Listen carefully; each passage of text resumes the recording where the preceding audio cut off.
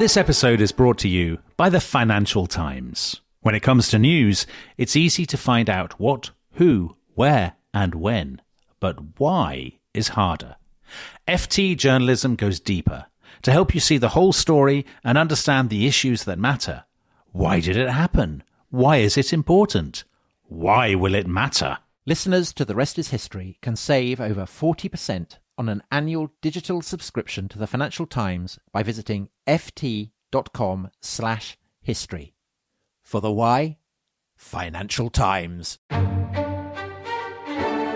This is an advertisement by BetterHelp. January arrives with a sense of expectation and change. But real change is rarely loud or dramatic. It's noticing what no longer needs to be there. Thoughts you keep turning over even when they're not helping. And when you live with those long enough, they can start to feel normal until you pause and see them more clearly. That's where perspective helps. Not fixing yourself, just creating space to understand what's been weighing you down. Therapy can offer that space, a clearer view of your own patterns and what's worth holding on to. BetterHelp makes starting straightforward. You answer a few questions and they match you with a qualified therapist. If it doesn't feel right, you can switch at any time. Whether you're into New Year's resolutions or not, working to better yourself is something everyone should do. And you don't even need to bulldoze your life to do it. Simply use BetterHelp. BetterHelp makes it easy to get matched online with a qualified therapist. Sign up and get 10% off at betterhelp.com/restishistory. That's better,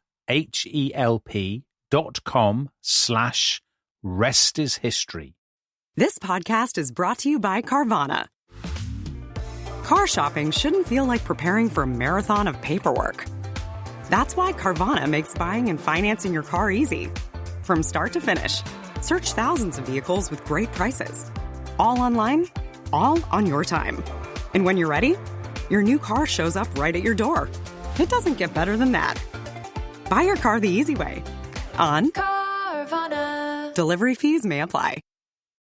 Hello, welcome to The Rest is History. And we are aware we've probably got lots of new listeners. Dominic, we've done an episode on Ukraine, haven't we? We've done 4 episodes on recent history of Russia. And those are episodes that have very much been generated by what is in the news headlines. But we just wanted to tell new listeners that not every episode we do is necessarily prompted by what's going on in the news. And in fact, our aim is very deliberately to sweep as far and wide. That's right, Tom. We've done everything from Neanderthals to the 1990s. We've done episodes on sort of prehistoric paganism. We've done episodes on the Roman Empire, on sort of the Beatles, on the dinosaurs, the Beatles, on the oil crisis, on the lots of top tens. We've done top 10 eunuchs, top 10 mistresses, top 10 most disastrous parties. So something I hope for everybody's taste. And if you are a new listener and you would like to sample some of the other episodes, you'll find links to them. Everything from Alexander the Great to Watergate in the program description, wherever you get your... That's right. We've got links to some of our most popular episodes. And if you then go back into our feed, you can listen to all the previous episodes. And if you find you like what you hear, you can always join the Rest is History Club at restishistorypod.com. And that is unbelievable value. And you get all kinds of treats and benefits, don't you, Tom? You get sensational benefits. You do indeed. Right. We've probably promoted ourselves on our own podcast for long enough. So on with the show. To Mexico.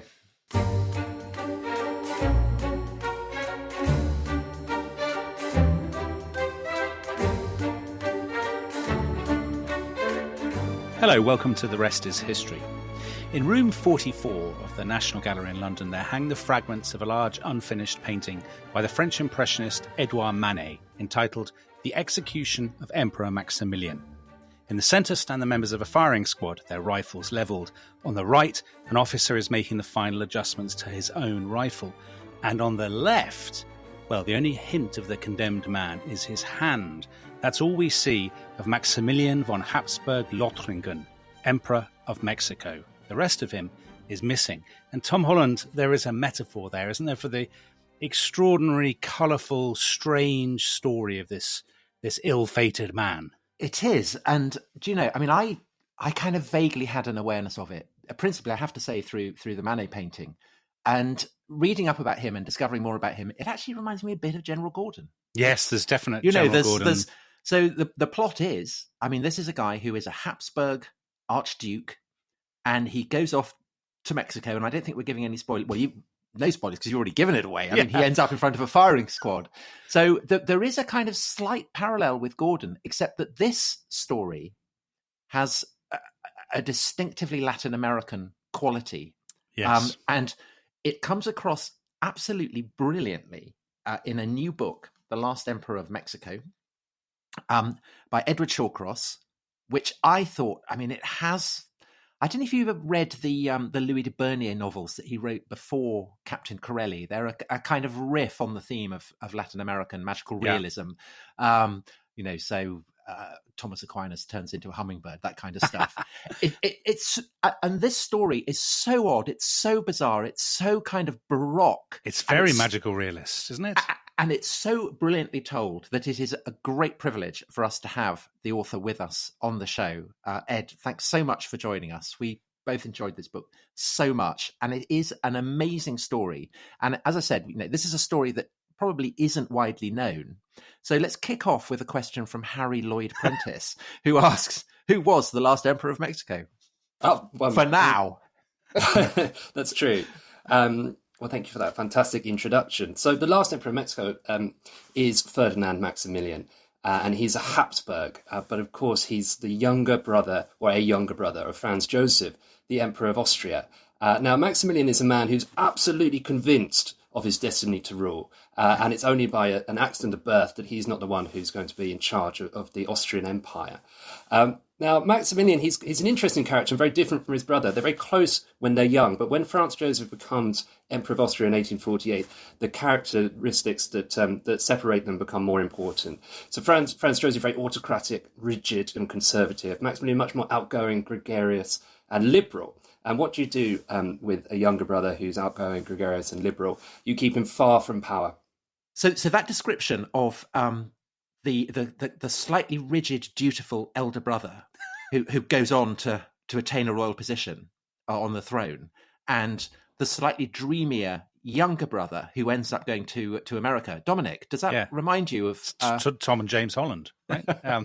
It's William and Harry, isn't it? Oh, really? I would never have guessed. Yeah, but the difference is that, well, we'll explore some of the differences. But yes, so just to put this into context, Maximilian was born in 1832, I think, so 2 years younger than Franz Joseph. Is that about right? That's absolutely right, yeah. Franz Joseph, the Hapsburgs are not quite what they were, but Franz Joseph still rules this sort of great patchwork of Central Europe, including a bit of Northern Italy. And meanwhile, so Mexico, I suppose, and the Spanish Empire had once been a Habsburg possession, but obviously that's a long time in the past. And what's going on in Mexico? I mean, why on earth would an Austrian end up in Mexico, Ed? That's an excellent question. So to take us to Mexico, it becomes independent, unlike most other Latin American nations, as a monarchy. A Spanish royalist changes sides, joins the independence movement, fights against the Spaniards, and manages to unite the disparate forces fighting against Spain. Now, he does that with this plan, which is that Mexico should become a monarchy ruled by a member of the Spanish royal family. The Spanish king, Ferdinand VII, who I think has got to be one of the most incompetent monarchs of the 19th century, and that's a highly competitive field, refuses point blank to accept this plan whatsoever. So you're presented with a problem. You have a monarchy, but you don't have a monarch. Iturbide, the Spanish royalist officer who's changed sides, his solution is he crowns himself emperor.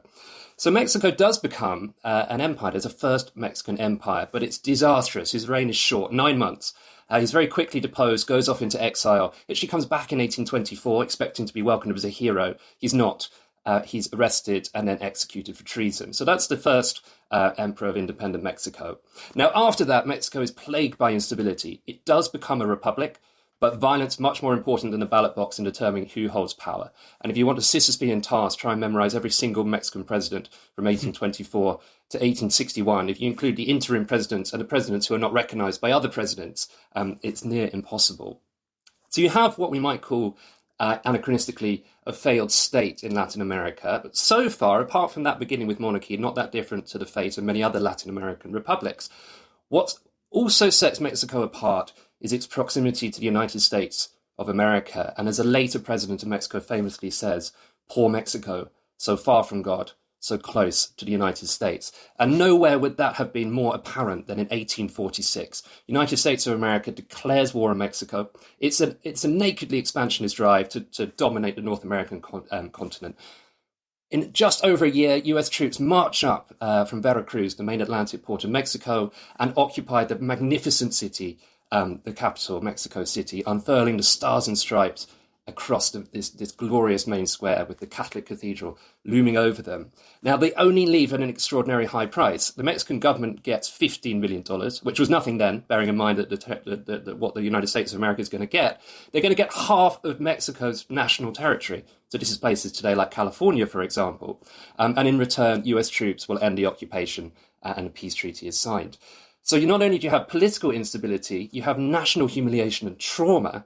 And in the 1850s, things don't improve. There's a civil war between two rival factions, very loose political parties, liberals and conservatives.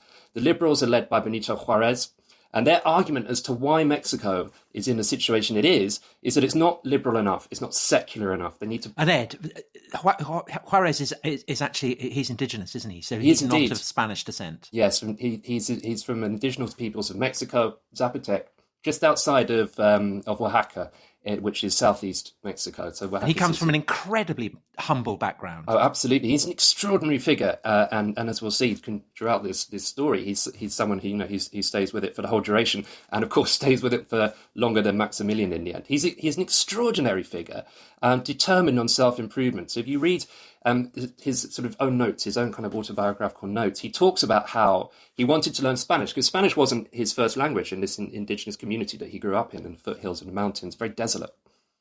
So he wanted to learn Spanish to better himself, and his uncle was one of the few people who spoke Spanish. So sort of after toiling all day in the field, he would go to his uncle's house, and he wasn't making sufficient progress in his studies. So he used to take a whip, and he would ask his uncle to beat him to improve his Spanish. So that's what the story that Benito Juarez tells you. Tougher than Duolingo, isn't it? That's very Gladstonian behaviour.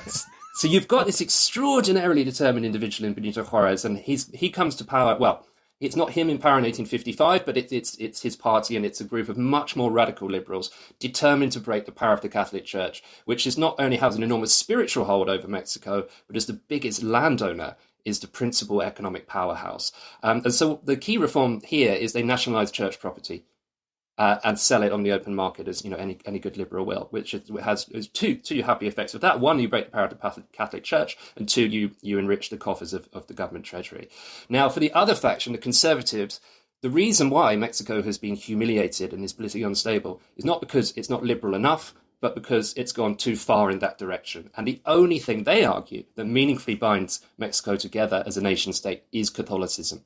So you have a bitter divide over to the future of Mexico. Long story short, Benito Juarez's liberals win. They enter the capital in triumph in 1861. Conservatives are defeated and they flee, many of them in exile.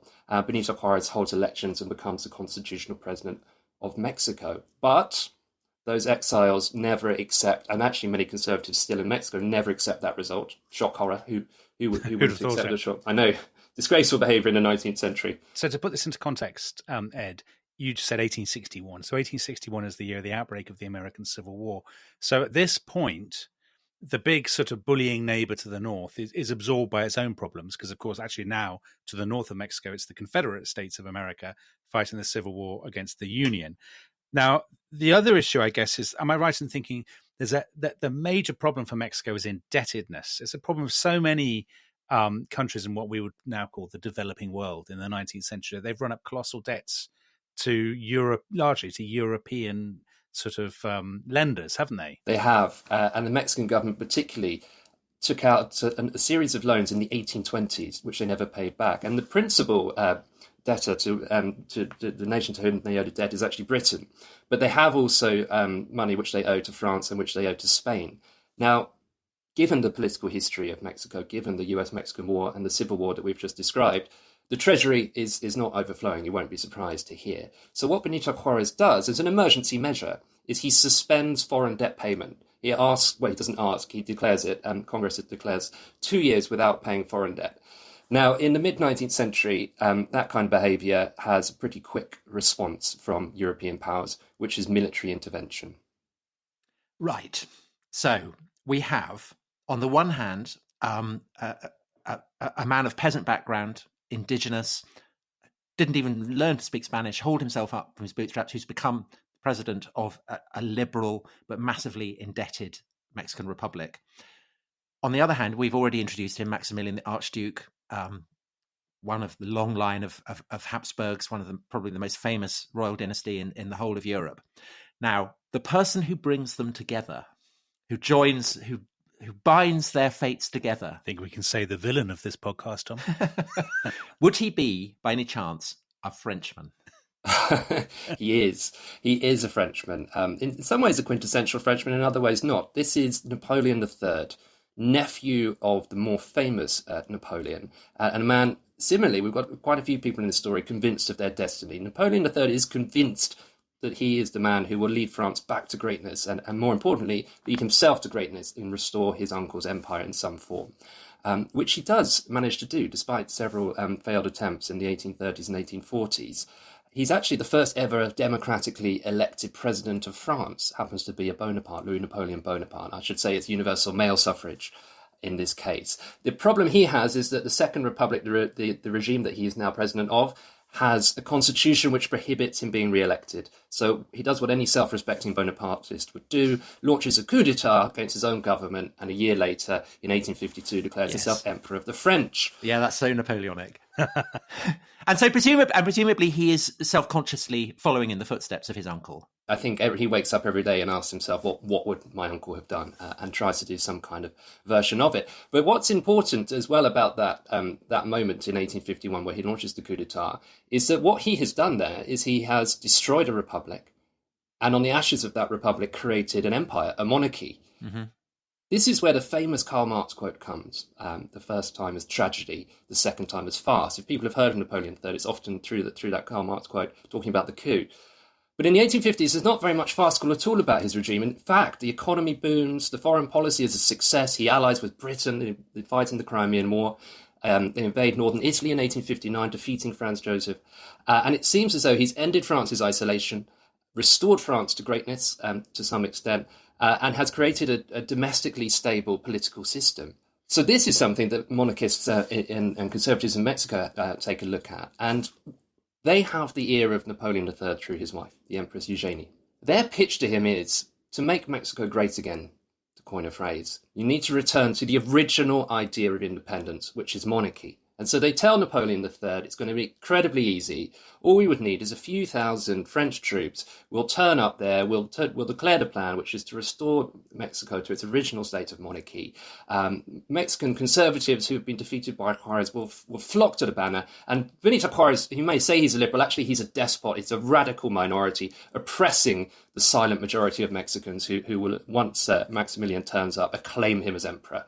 Right, Napoleon. Now, what's in it for him? Because obviously France, it hasn't been a great colonial power in what we now think of as Latin America and South America, Central America, or the bottom bit of North America. Is he thinking he can carve out a new French American empire, or is he after the natural resources? Does he just want his debts paid, or is it just about What is it? What does he think he's going to get? It's a mixture of all of those things, in fact. But I think one thing that's interesting to flag here is he does have an incredibly grand vision for Latin America, and that term. Well, he comes up with the term, doesn't he? He doesn't come up with the term, but the term is first coined in Paris in the 1850s, right. And there's a bit of dispute about who said what and when. But it's mid 1850s. It's in Paris where this idea of Latin America bubbles up and begins to get expressed. One vision of Latin America, which is one that Napoleon III is sympathetic to, is this idea of southern countries with a Catholic tradition and culture have an affinity with the southern European Catholic countries, and of course the most powerful southern European Catholic country is France. So Latin America, and it's that term Latin is in opposition to Anglo-Saxon, northern United States of America, right? Yeah. And the reason why it becomes coined in the 1850s is because you're demarcating an area of influence for France that is in opposition to further US aggression, because no one in the 1850s thinks that US expansion is going to stop where it stops. But the US have proclaimed the Monroe Doctrine, though, haven't they? So they basically said, the US have publicly said they don't want European powers, involved in the Western Hemisphere anymore. But Napoleon still thinks he can get away with it. He thinks kind of sod the US. They've got their own troubles about slavery. I can just ignore them. Is that basically, or am I being too simplistic? No, not at all. And it's precisely because of the US Civil War that Napoleon III is able to try and put his vision into practice. Because torn apart with the conflict between Union and Confederacy, the Monroe Doctrine, which is incredibly popular, actually, and that sort of nationalist cornerstone of foreign policy, it's not just in the corridors of power where it's discussed. It's something that you can get up on and talk about in elections and people cheer. They cannot risk, antagonizing the French and getting the French involved into the Civil War, potentially recognizing the Confederacy, worse still, offering some kind of mediation, or perhaps even getting involved militarily. So the Monroe Doctrine, interesting, Lincoln doesn't use the phrase Monroe Doctrine once from 1861 to 1865. Well, because Ed, in your book, you describe this, this episode as the greatest challenge to the Monroe Doctrine until the Cuban Missile Crisis, which is, that's quite something. It gives you a sense of the kind of geopolitical stakes that are involved in what might seem an almost kind of opera buffet kind of episode. But I completely agree, and I stand by that. And this French intervention, monarchy, Catholicism on the borders of the United States of America. I mean, this is the very nightmare that everyone's sort Hapsburgs. of Hapsburgs turning up on your doorstep. I mean, this is what the horror. The horror. So you say Tom says Hapsburgs. Napoleon needs a candidate. He doesn't think of picking. I mean, I tell you what his uncle would have done, Ed. His uncle would have picked one of his family. Why doesn't Napoleon do that? Of course, and he's got plenty. There are loads of Bonapartes lying around. That's part of the reason why they keep coming back. So I think even for a man as self-obsessed with the Bonapartist myth as Napoleon III, he feels that that's one sort of area of policy in which he shouldn't emulate his uncle. And it's also a sense because he is trying to and we'll see this when we get into what he creates. The independence of Mexico is central to the idea. Now, whether there is any independence or not, something we can discuss later. But having a half brother or a cousin or whatever on the throne of Mexico is not a strong look. So that's not an option for him. Bonaparte's relations with the French royal houses is, of course, not brilliant. So you can't have a French monarch.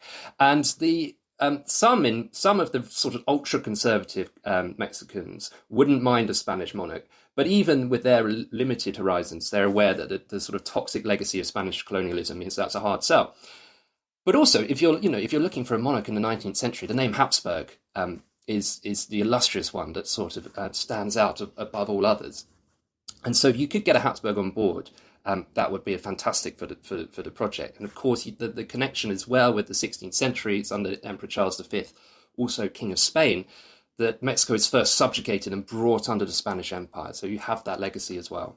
And Ed, not to be reductive, but also Maximilian looks like an emperor, right? I mean, he's a tall, impressive-looking guy with a great big forked beard. But obviously the look of the whole business is going to be very important. I mean, there's a slight element of smoke and mirrors about the whole concept, which of course is a huge part of monarchy, and indeed a huge part of Maximilian's life. I mean, he's obsessed with the minutiae of detail and etiquette, but also the outward appearance of monarchy. And so, yeah, absolutely, he does. He fits the role. And the other reason is that he's available, because, as we said earlier, he's been sidelined by his brother, Franz Joseph. And if we are going to make the Harry connection, then who is Meghan? Every Harry needs their Meghan, and so enter Maximilian's Meghan. She's Princess Charlotte. Now, she's better known to Mexican history as Carlotta. But she's the daughter of the Belgian king, Leopold I, and her mother's side related to the kings and queens of France. So she has and to push the Meghan analogy further, she, by virtue of being a Belgian princess, she's not someone who is on an equal footing with the Hapsburgs. Now, Maximilian's been sent on one of his sort of various pointless diplomatic missions that his brother likes to get him on because it gets him out of Austria and away from the centre of power. And he's very dismissive of going to the Belgian court. He thinks it's disgusting that someone like him should have to go to a monarchy which was only created in 1831. a year before he was born. So it's hard for Parvenus, the Belgians. Yeah. hard for us to take it seriously. And when he's there, he goes to one of these balls and he says it's awful because the elite of the country are sort of mixing and talking with their tailors and their cobblers, and it's the kind of thing that shouldn't be allowed to happen. One thing he does like, though, is Princess Charlotte Carlotta. Well, do you know, I'm not surprised because, Dominic, did you pick up on this, that her favourite subjects when she was aged 12? Oh, remind me, Tom. Religion and Plutarch. Oh my God, it's like what a girl! What a girl! Tom Holland. What a nightmarish image. I'd marry her like a shot. Which is exactly what Maximilian thinks, and indeed then does. Within months, they're married. And she's fiercely ambitious herself. But obviously, as an aristocratic woman in the 19th century, she needs a husband for a meaningful political role. And she has a sense of destiny, doesn't she? Like everybody on this story. Everyone has a sense of destiny in this. God has picked her for some unspecified purpose. Is that right? She's incredibly pious and incredibly Catholic. And very much buys into that vision of providence, is the word that she always uses. And part of the condition that Leopold I agrees to it on the proviso that Franz Joseph gives Maximilian a position of power, a meaningful position of power, and that is governor of Lombardy, Venetia, which is one of the richest parts of the Austrian Empire at this time in northern Italy. But it's a poison chalice because the forces of Italian nationalism make this an incredibly difficult job for anyone to do well and succeed in. So it's very much, you wanted a position of power, well, here you go, try this. Even then, Franz Joseph is quite careful to keep real power in Vienna and away from Maximilian. And within 2 years, Napoleon III, who had a sort of youthful romantic love of Italian nationalism, backs Piedmont, invades northern Italy with 200,000 troops and defeats Franz Joseph in northern Italy. Franz Joseph has, at the sort of weeks before, sacked Maximilian as well, very humiliatingly. So what you have by the end of the 1850s and certainly beginning of the 1860s is you have Maximilian and Carlotta who are underemployed, underappreciated, but both convinced that they have a much greater destiny. And so just to put this just to absolutely nail this down, they have never been to Mexico. Never. They don't speak Spanish. Well, not at this point, sure. No, not fluently. So they're not fluent Spanish speakers. They've never crossed the Atlantic? Maximilian has, actually. He's been to Brazil. Yeah, after he gets sacked as governor of Lombardy, Venetia, Maximilian loves to travel. That sort of wanderlust, travelling the globe to the exotic, and very sort of Alexander von Humboldt-esque would be one of his great heroes. But he's not been to North America. Right? No, he's not. No, Brazil is a very long way away from Mexico. I mean, I've been to a Brazilian restaurant, yes, but I wouldn't apply to become a job in Brazil. Go on. Have you been to Mexico? Well, no, I have been to Brazil, though. Yeah, that's his pitch. So obviously it's a brilliant idea. To them, it does seem like a brilliant idea. It does. And so basically he signs up to it. Carlotta signs up to it. And they decide that they will go. They accept this. I think we should take a break at this point. And when we come back, we should look at the story of what actually happens when Maximilian and Carlotta set sail for their kingdom. This episode is brought to you by Rocket Money. Tom, we often talk about how to organise our finances. I'm very conscious that I'm paying for a lot of mad subscriptions. And there's one thing that we've talked about often on this show. It's the thing that we probably hate more than any other, and it's a hidden fee. I would love to get my finances under control. There are all these things piling up on our bank statements, and I think I need to fix this problem. I need to sort this out and to stop this. I mean, my finances are so chaotic that I need this app. So I'll tell you what it is. It's called Rocket Money. It's a personal finance app that helps find and cancel your unwanted subscriptions. It monitors your spending and it helps to lower your bills so that you can grow your savings. With Rocket Money, you can track all of your subscriptions and you can easily cancel within the app with just a few taps, saving you time, avoiding charges. And you can also set budgets and goals and get personalized insights and regular reports to track how you're doing. They will even send you real-time alerts for large transactions, upcoming bills, refunds, and even low balances. So let Rocket Money help you reach your financial goals faster. Join at rocketmoney.com/ishistory. That's rocketmoney.com/ishistory. rocketmoney.com/ishistory. This episode is brought to you by the Financial Times. I think we both agree, Dominic, that in the clamour of countless voices competing to break the news and telling you the what, the who, and the where on these stories, there's often something missing, isn't there? There is, Tom, because I think to get a true understanding of any story, you really need to know why. Take FT journalism. It goes deeper, providing the insight, analysis, and perspective to help you see the whole story and truly understand the issues that matter. Why did it happen? Why is it important? And why will it matter? I've got a brilliant example. So they had an article recently, a fascinating article about why populism became popular. And this Financial Times article absolutely delved into that. It was so interesting. And does it nail it? Yeah, it nailed it. Absolutely nailed it. And it really made me look at populism in a new light. Well, if you're interested in the why, we have good news. Yes, listeners to The Rest is History can save more than 40% on an annual digital subscription to the Financial Times by visiting ft.com/history.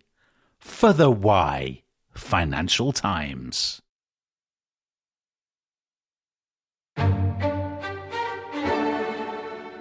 Tom, excellent news. Sponsors Unheard, that's UNHERD, the online magazine that pushes back against herd mentality and encourages independent thinking. They are back. Hooray.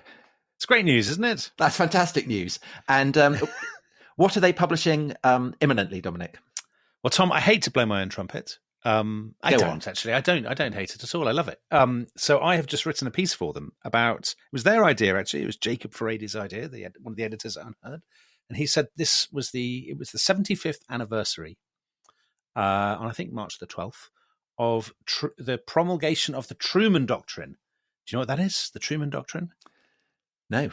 Okay, well, I'll tell you. And this is why you have to read Unheard, Tom. Yes. So Harry Truman, little man, former haberdasher from Kansas City, whose shop went bust after 2 years, is catapulted into the US presidency in 1945. So that's when Roosevelt dies. When Roosevelt dies, and then there's that sort of muddy period at the end of the Second World War and the beginning of the Cold War, and then in 1947 he gets up in front of a joint session of Congress and he basically says we're in a global conflict with the Soviet Union. We're going to give loads of money to Greece and Turkey to stave off communism. We can't allow them to fall to communism, and then basically we've got a new policy which is containing communism wherever it is. We're not fighting it militarily, but using economic, political, and cultural pressure to draw a line between the free world and the totalitarian world, and it'll be a long struggle, and one day we'll win.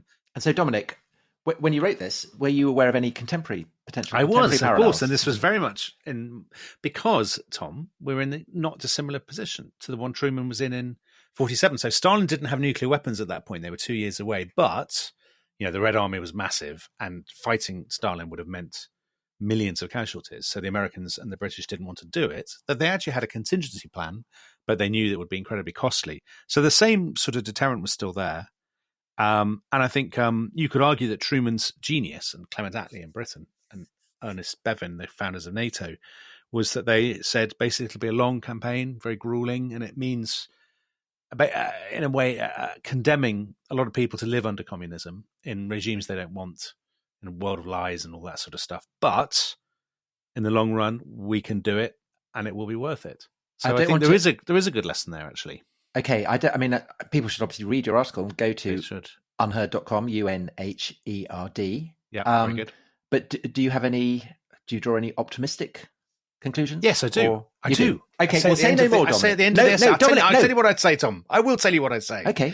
I will have my say. I say Harry Truman has already seen off Lenin and Stalin. Even in death, he can see off Vladimir Putin as well. Well, there is a thought. And if you would like to read articles of a similar quality to Dominic's,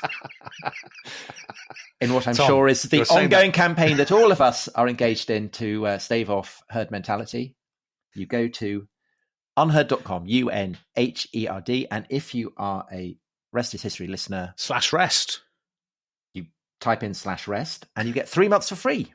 Yeah, and normally, Tom, it is £1 a week, isn't it? I mean, that's good value in itself, but to have it for free is extraordinary. That's just, and often absolutely not to be missed. So many thanks to Unheard, and now let's get back to whatever it is we're talking about.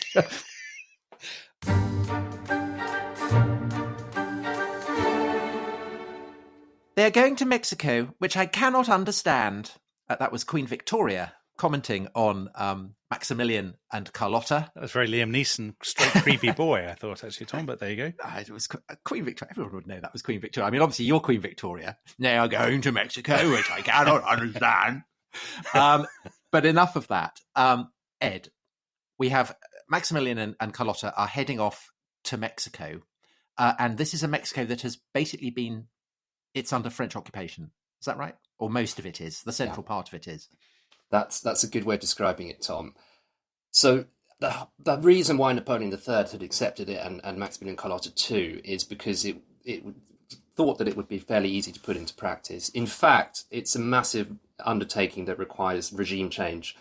So Napoleon III, in 1862, he only sends 6,000 troops. And that's how easy he thinks it's going to be to work his way up from Veracruz to Mexico City and the overland route, same route that the conquistadors And is that because he's kind of influenced by the story of Cortez conquering the Aztecs? I mean, is it just this kind of idea that it's really easy to conquer Mexico City? That looms so large in the minds of the soldiers and in the mind of Napoleon III. All I would say, as a caveat to that, is that the US Expeditionary Force that fights its way along exactly the same route, there's only one route to Mexico City from Veracruz, that you're going to take, is only about 12,000 men.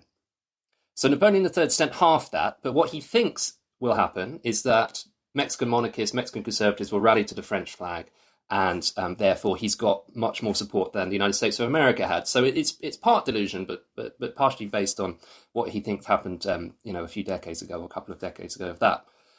These 6,000 troops, they're on their way to Mexico City, and to get there, you have to go past Mexico's great second city, Puebla. And the French commander is incredibly confident because, remember, this is the French army that defeated the Russians in Crimea, defeated the Austrians in 1859. And so he deploys before this city, magnificent, with churches and convents. You'd love it, Tom.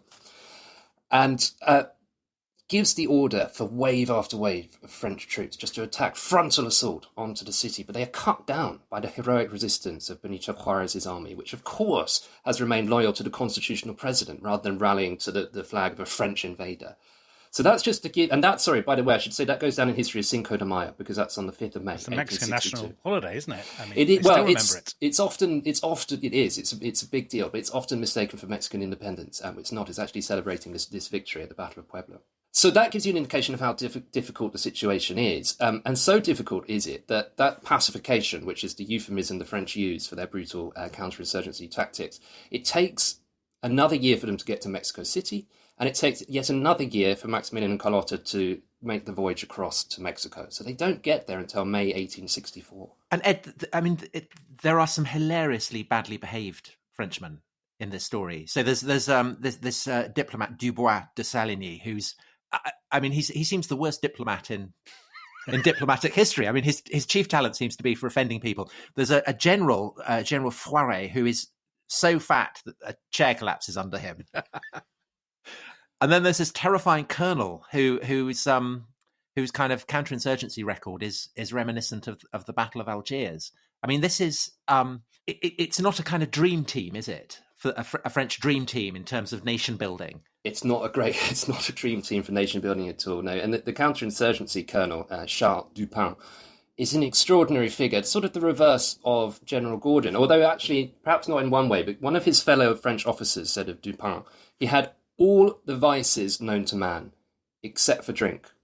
But actually, I think that makes him slightly more terrifying because he's put in charge of counterinsurgency. He was actually thrown out of the French army, not for looting the Summer Palace in Beijing. So he was in the Opium Wars, of course he was. Mexico is a conflict that drags in the dregs and soldiers of fortune and various imperialist ventures. Now he unlike General Gordon, he was leading the charge. He's literally one of the first in and first out with as much loot as he could. He then went back to Paris and just openly sold it, which even for the Second Empire, Napoleon III, was considered corruption too much. So he was kicked out of the French army. But when he heard they were going to Mexico, he wrote to Napoleon III and said, "Well, this is the kind of place I excel in."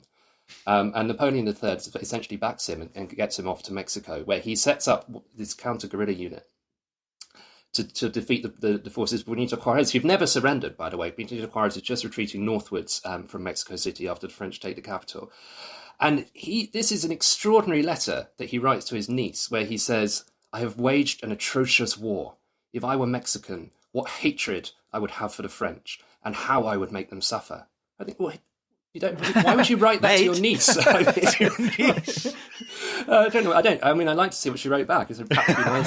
Thanks for the necklace. Enjoyed your thoughts about the war. But the serious point is, as Tom says, if you're trying to win over hearts and minds, to use the phrase that would probably be used today in this kind of foreign intervention, having someone who is burning down villages, summarily executing people suspected of aiding Benito Juarez, and genuinely causing all kinds of trouble is not necessarily the person that you want. And so Maximilian has that problem. How do you win over a population that is potentially hostile anyway, and even more so when they've borne the brunt of the French army? But Ed, the amazing thing is that Maximilian is kind of oblivious to this, isn't he? Because Napoleon has said to him, if I remember this right from the book, Napoleon has said, everybody in Mexico is absolutely on board with you arriving, and it's only a tiny minority who are making a fuss. And also Napoleon has said, crucially, the British are completely on board with this and they'll support you as well, which is an outright lie. The British have already said, haven't they, we're not going to intervene, we're not going to bail you out if it goes wrong. But Maximilian, is it self-delusion or is he genuinely deluded by the French? I think it's a bit of both. I think that he wants to be misled. So Napoleon III does spin an incredibly elaborate diplomatic game. And Napoleon III is a man who loves conspiracies and back channels and smoke-filled rooms. And so this is a fantastic opportunity for him to really put that into practice. He absolutely misleads Maximilian about the popularity of monarchy in Mexico, and he completely deceives him about the British view. And the British is interesting, but it's slightly ambivalent. Because Palmerston is Prime Minister at this time, and although no lover of the French, he's absolutely no lover of the United States of America. And so when this plan's put to him, he says, well, it will cost tens of millions of pounds and we'd have to send 20,000 troops. No way Britain would do that. But if France wants to push back the power of the United States of America for us, we shouldn't, that would be fantastic. So actually Russell, his foreign secretary, wants to write a letter to Maximilian because Maximilian's condition of accepting the crown is British support. And Palmerston says, no, don't write the letter. Keep it ambiguous. So Maximilian, he is misled, but there's sort of a lot of intrigue going on, which is probably, it's slightly above anything that he would be able to comprehend. But Ed, you have a brilliant passage in your book where you describe how Maximilian, Carlotta, and all their gang come from Veracruz to Mexico City, and they all have to kind of get off a train and get picked up by mules. And you describe it, this caravan presented an extraordinary sight. The elite of Hapsburg society dressed in the finest European fashions, driven towards the capital by local muleteers, clothed in leather jackets, goatskin trousers, and wide gold-trimmed sombreros. And that's what I mean about the kind of magical realist quality, because it's the conjunction of these two fabulously remote and different worlds coming together that just kind of seems to generate. I mean, it's a kind of tragic comedy, isn't it? Don't they have they have hundreds of pieces of luggage? I mean, they basically brought everything with them, and they've also brought. Am I right in thinking they brought their own personal orchestra conductor? Who's going to conduct? Of course. I mean, you can't go to. You can't be an emperor without that. I mean, they just have clearly no clue. Ed, are we being too harsh? Are they? And billiards tables. Because tables, exactly. The brilliant thing that if a guest loses, Maximilian forces him to crawl under the table as a forfeit. But if Maximilian loses, then a servant does it for him. Yeah. I mean, this is quality emperorship. It is, isn't it? So there are many reasons that Maximilian is not necessarily the man for the job, because he's faced with an extraordinary situation and difficult problems, and to overcome them require a man of equally extraordinary ability. And there are elements to him which, as you say, lend themselves to farce. And one of them is his obsession with etiquette and court ceremony. Hence why you need to have your orchestra with you, because you need to have the right music playing at the right time. So on the long sea voyage over to Mexico, where you think that he might in fact be, reading up on the history and politics of the country he's about to rule, he actually spends most of his time writing a 600-page guide to the etiquette that will be followed at his court. It's so important. That's the thing. So you can't, his enemies, of course, they wouldn't. It's absurd. He's worried about what shoes to wear, but. The other thing in this course is that etiquette is incredibly important to monarchy. And as Tom was saying earlier, partially it is the image, it's the pomp and the ceremony. And there is no court in Mexico because it's a republic. So in order for that to be established, it has to be created. And monarchy, it so much depends, doesn't it, on that outward appearance of sort of grandeur and majesty. Ed, there's a paradox, isn't there, about Maximilian, which is that although we're making him sound a kind of very stiff, pompous, faintly foolish figure, and although he's been sponsored by Napoleon III, and although he's been backed by the monarchists, in fact, he's a very, very liberal figure. I mean, and not just by the standards of the Hapsburgs. I mean, by anybody's standards. And he brings in a whole range of remarkably progressive laws, among which, am I right, he's the first person to introduce a legally guaranteed lunch break? I'm not sure whether he's the first person, but that is a Corbynite measure, isn't it? He does. He takes incredible. But again, it sort of backfires to him. So you're absolutely right. He is liberal and very progressive by the standards of the day. But of course, the people who have called him to rule over him are these Mexican Catholic conservatives who want to restore the power of the church. Now, that's anathema to Maximilian's way of thinking, and part of the reason why he became so distant to Franz Joseph was exactly because he disagreed over these kind of policies.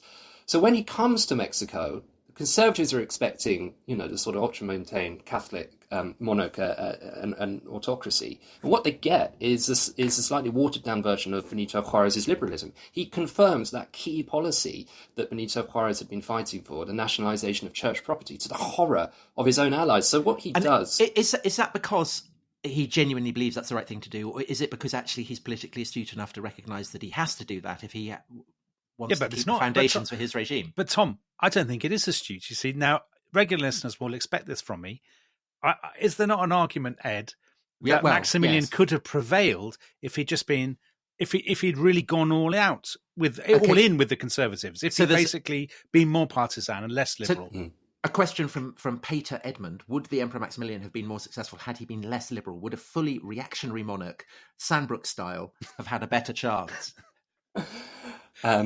The dream of authoritarians everywhere. It's a really interesting question. I think in terms of counterfactuals, so dealing with that point first. The thing about, I think actually he is a genuine liberal, but he's also, we've painted him as slightly a buffoonish figure, but he's also doing something pragmatic here. If the Mexican conservatives had been powerful enough to achieve what they wanted to achieve, they would have done it. They lost the Civil War, and they need the help of France in order to create this monarchical regime. That conservative project has failed. Now, he does alienate his conservative allies, but when push comes to shove, they are going to back him, right, if necessary, and as we see, they do. The people who will not back him, even moderate liberals, will not back a reactionary government in Mexico, and therefore winning over the Juaristas is something that he genuinely believes is the right thing. He is a moderate liberal, but also is something that might give his empire a much firmer base for the long term. There's another constraint, though, which is in fact Napoleon III, because Napoleon III is very keen not to be seen as reactionary himself, and he refuses to allow. He wouldn't have allowed the Conservatives to overturn the nationalisation of church property, because that was actually one of the foundational resolutions of the 1789 resolution in France. And Napoleon III, although we think of him as autocratic and dictatorial, he himself saw himself as ploughing a sort of middle road between liberalism and conservatism. So there are also constraints on Maximilian. The real counterfactual, I say real, I think that's a good one. I think it would have to be combined with something else, and it's that this has to work and happen in 1862. By 1864, you've only got 1 year until the end of the American Civil War. And so that geopolitical space to carve out a monarchy on the borders of the United States of America is quickly vanishing. So what Maximilian has got into, basically, is a situation of an incredibly narrow time window, colossal constraints, his foreign patron, the issues on the ground, all this stuff. And also the fact, do you not think, though, Ed, he is totally out of his depth, isn't he? This is a kind of situation that he's never, ever had to deal with as Franz Josef's younger brother when he was running the Austrian Navy or whatever. All this stuff about sort of rebranding himself as the champion of the indigenous people and dressing as a cowboy and whatnot. These are all, they're bound to fail, aren't they? Or am I being too harsh? Well, but isn't also, he's gone in there he's under an obligation to Napoleon III to pay back this debt that has been kind of ticking away. That's never going to be popular, is it? No, well, of course. And I think the other thing to bear in mind is his opponent, that man we talked about earlier, Benito Juárez, who is absolutely determined that he will never give in to the forces of European imperialism, monarchy, and ultimately Maximilian's back as conservatism. In fact, Benito Juárez, his former foreign minister, urges Benito Juarez to resign. He says there's no way you will be able to defeat Maximilian backed by the French. We have to come to an accommodation. And look, Maximilian's liberal anyway. And Benito Juarez completely rejects it. So I think it's also the opponent that he's dealing with that makes this difficult. The resistance is determined and heroic. But for a brief while, I mean, a year, a couple of years, things kind of go okay. He brings in measures. He has them translated into Nahuatl, the language of the Aztecs, and all this kind of stuff, and it's all ticking along. And then it all starts to crumble. And is that due to circumstances within Mexico, or is it the effect of the ending of the American Civil War, or it's both French politics, or in fact all three? So the fact that Benito Juarez has been able to hold out for as long as he has and is undefeated is crucial. It buys him and the Republican forces in Mexico time that they need. And what they need desperately is more money, and they need resupply as well in terms of munitions. And they get that with the end of the American Civil War. During the American Civil War, there's an arms embargo. And as we said, Lincoln is desperate not to do anything to offend France, lest he might tip the balance in his own internal conflict. Once that's over, the arms embargo is lifted. Juaristas have access to guns, they have access to money, and they can begin to resupply. Also, crucially, what Washington can now do is pressure Napoleon III. And we can now start talking about the Monroe Doctrine without fear of any meaningful French reprisal, which is exactly what happens. It's William Sherwood, who is the Secretary of State, essentially by the end of 1865 gives Napoleon III an ultimatum: get your troops out of Mexico or it's war. At the same time, Maximilian, not least because of his penchant for orchestras and champagne and interior design and decoration and making all these wonderful residences, his government is bankrupt. So he writes to Napoleon III at the end of the 1865 as well, and says, oh, by the way, the payments that we agreed to keep the French army in Mexico, I can't make them anymore. Obviously, we're friends, so it doesn't matter. Can you just cover it for a month? So that's looking bad. And then Carlotta goes to Europe. Right. So she's been she's really loved being an empress. I mean, she's a great hostess. She's had an absolute ball. I mean, often literally. Yeah, often literally. But she now goes back to Europe, and that's partly to kind of finesse things with Napoleon III. But that's also right? She's already and said also with the papacy. She's already said to Maximilian, hasn't she, Tom, that you can't abdicate. Basically like Theodora with Justinian in the Byzantine Empire. The purple is a great winding sheet or whatever. Yeah. I'd rather die an emperor than live as a slave. But he agrees. A true Hapsburg never leaves his post in the moment of danger. So it's. But anyway, so she heads off to Europe, and it goes badly wrong. It does. So when Maximilian finds out that Napoleon III is going to abandon him, he does rather petulantly say, "Well, no, fine, I'll abdicate if you don't want me here." Carlotta is furious, and she says, "No, absolutely, you must stay there," and convinces him exactly of what you say, Tom, that a Hapsburg never leaves his post. So resolved to stay, she'll go to Paris and she'll persuade Napoleon III to change his mind. So she voyages over in the summer of 1866 and arrives in France. And I have a lot of sympathy. We've all been in this situation, haven't we, with Napoleon III. He does everything he can to avoid this meeting. No one likes to be reminded of their foreign policy mistakes. And so he says, well, I'm not feeling very well, and wouldn't you rather speak to this person, and perhaps we can do it I've got COVID. I'm isolating. Eventually, he's shamed into it. And Carlotta, as we said, her favourite subjects are religion and classics. So she's done her homework. She's brought letters that Napoleon III had written to Maximilian saying, my support will never fail you. Now, of course, earlier in the year, Napoleon III has announced publicly that his support has massively failed and that French troops are coming home.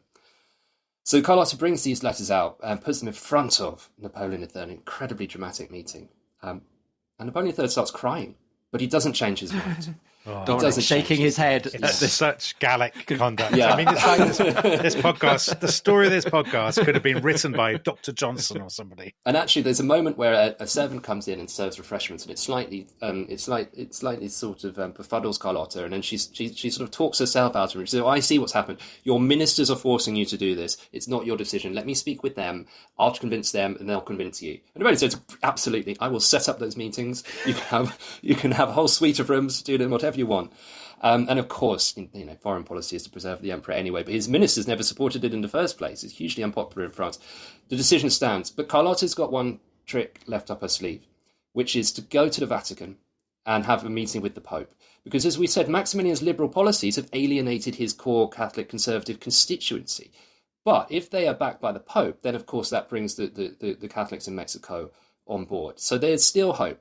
She travels overland to Rome, arrives there, I think it's in September of 1866. Now, the first meeting goes relatively unproblematically.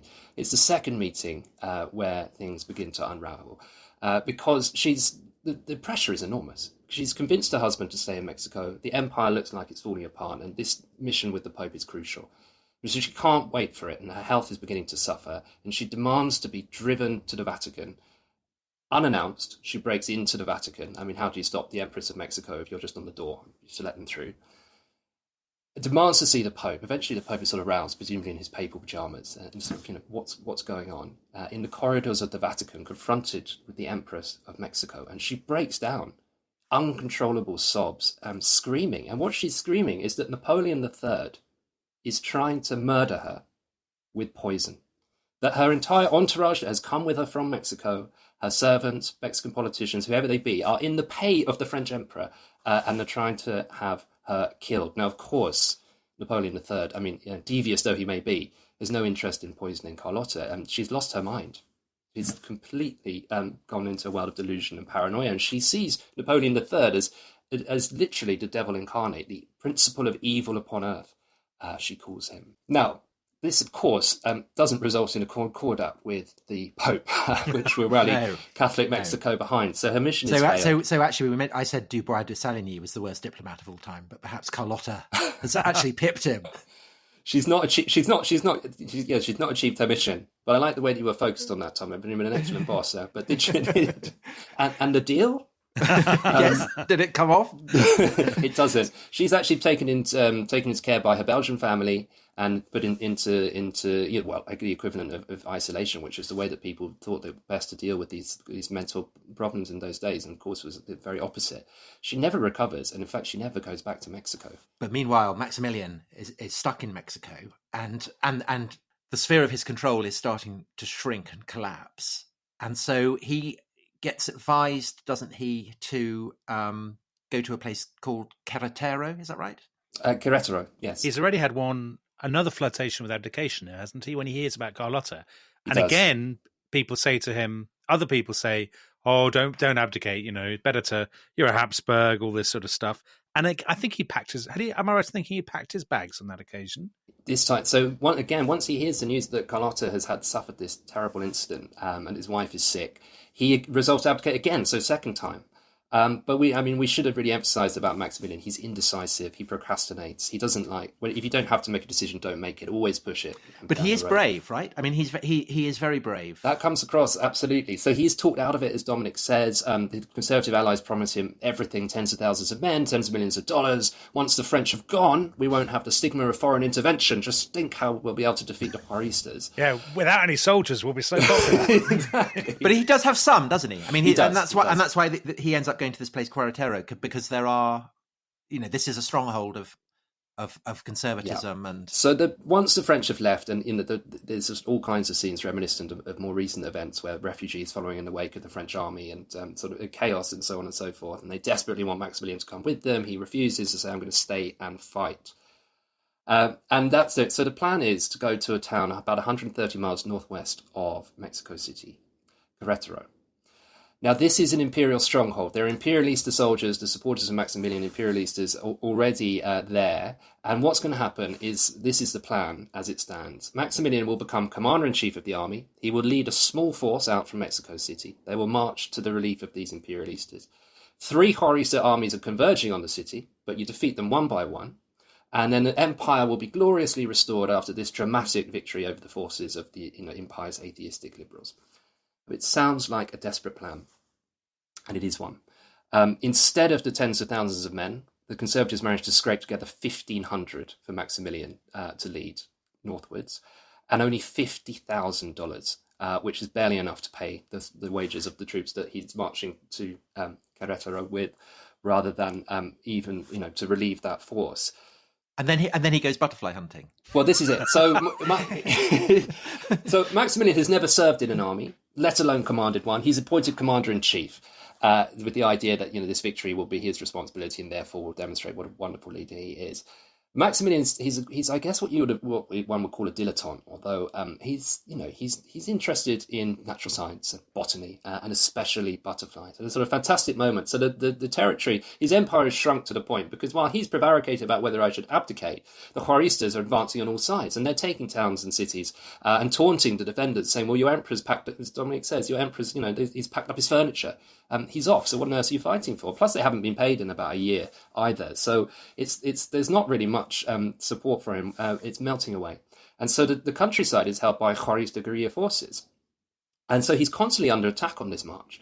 But he's always stopping off for sort of teachable moments about Aztec history that will inspire his troops, or to look at a rare butterfly that he hasn't catalogued. I mean, this is where it's very Gabriel Garcia Marquez. Yeah, I think that's how you would behave, Tom. Wasn't it? I mean, you would see some sort of interesting fossil, or you go on one of your walks and look at some old churches. Well, I can tell you, I would have scarpered in his situation. I would absolutely have abdicated. And there's a wonderful moment as he's writing letters to his the director of a museum of natural science, which he's opened. He's a big fan of museums, so there's a lot to like with Maximilian there.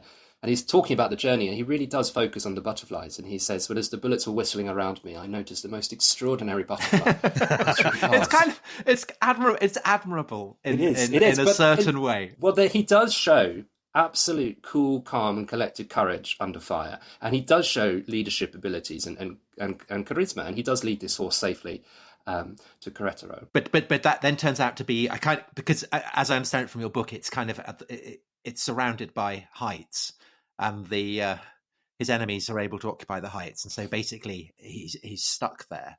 Querétaro is the worst place to have a siege, surrounded by hills on three sides, open plain to the west. There's a beautiful 18th century aqueduct that brings water in. That's very quickly cut. The Juaristas take the high ground, and of course the plan to defeat these armies one by one would require decisive action, and Maximilian has a council of war, prevaricates, and it doesn't happen. But even now, he could still escape, right? Because somebody says to him, don't they, at some point, I've basically got a great plan for you to get away and get out of the town.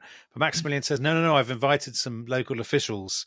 What would they say if they arrived and I was gone? It would be very disrespectful and discourteous of me to leave. Which again, I think reflects very well on him. Yes, absolutely. I mean, manners are much more important than saving one's own life. But anyway, so he ends up, again, you have a fabulous sentence. The Archduke Ferdinand Maximilian, born at the Hapsburg Palace of Schönbrunn, offered his sword to Escovedo, a former farm labourer from the harsh Sierras of Nuevo Leon.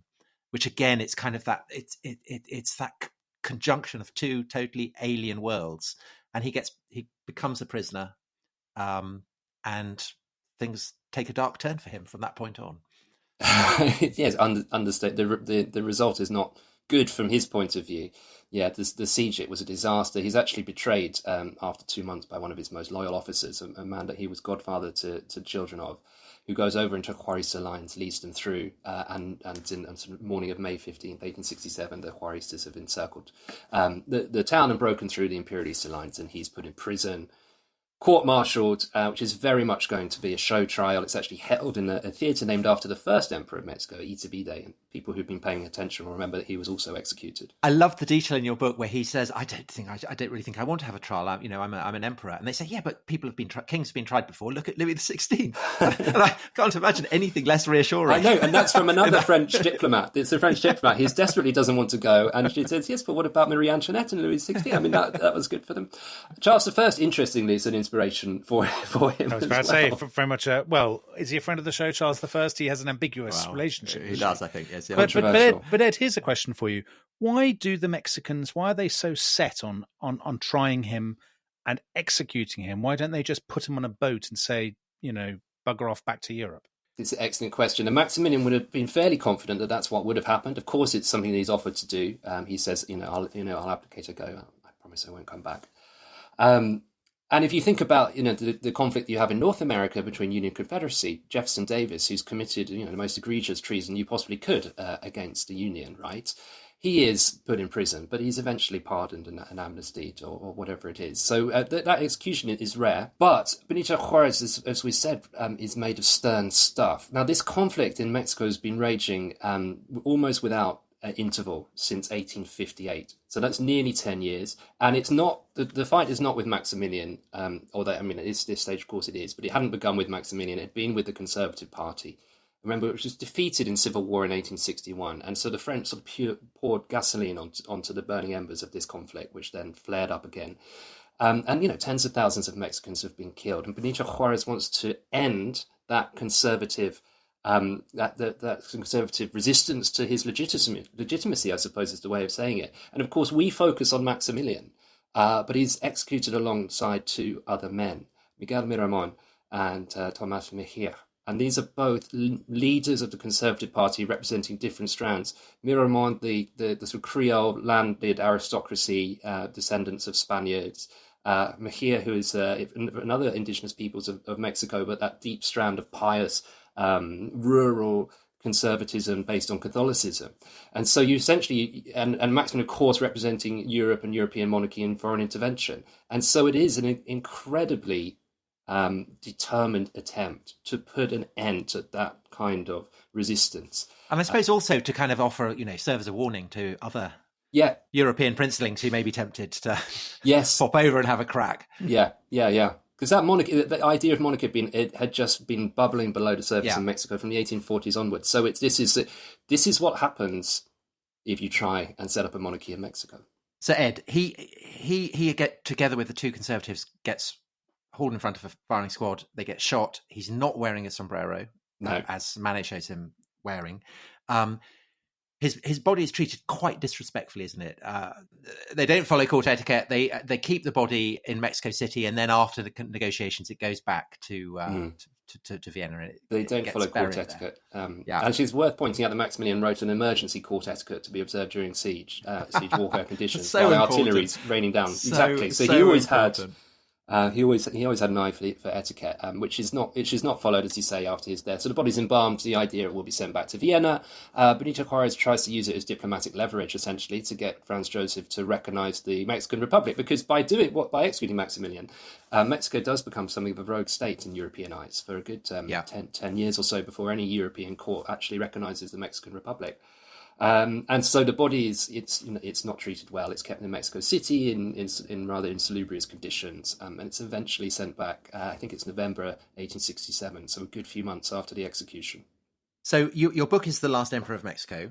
We've already said yet, but of course, the likelihood that there'll be another emperor of Mexico is fairly low. So Mexico's a republic to this day. I think we should end just by asking a question from Thomas Henselick, which I was wondering as well. Is there still any remembrance of Maximilian amongst contemporary Mexicans, or has the episode been utterly forgotten? And what role does this episode play in the historical memory of Mexico? It's not been forgotten at all. But of course, the celebration there is Benito Juarez and all things like Cinco de Mayo. So if you fly into Mexico City, you fly into Benito Juarez Airport.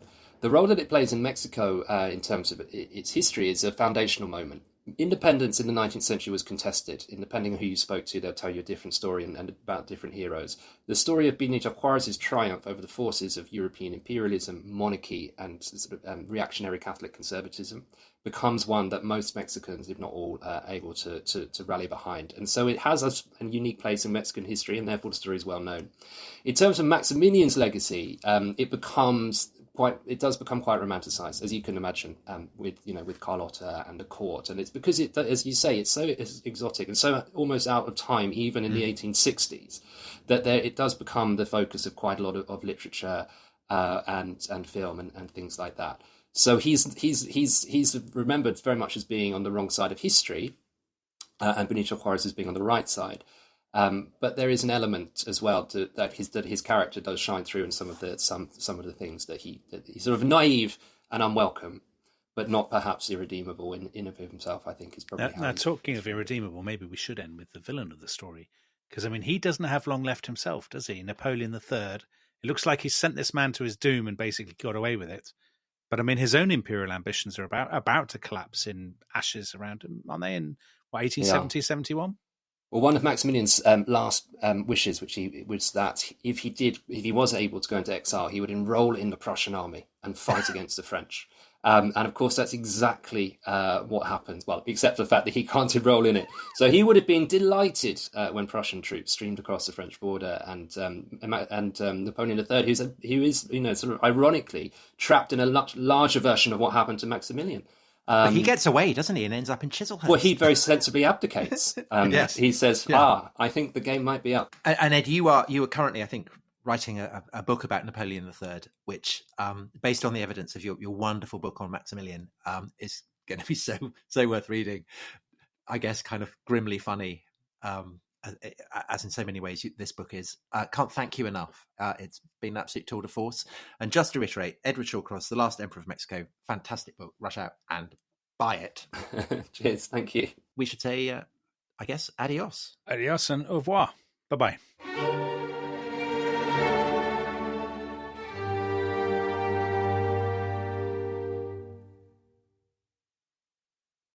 Thanks for listening to The Rest is History. For bonus episodes, early access, ad-free listening, and access to our chat community, please sign up at restishistorypod.com. That's restishistorypod.com.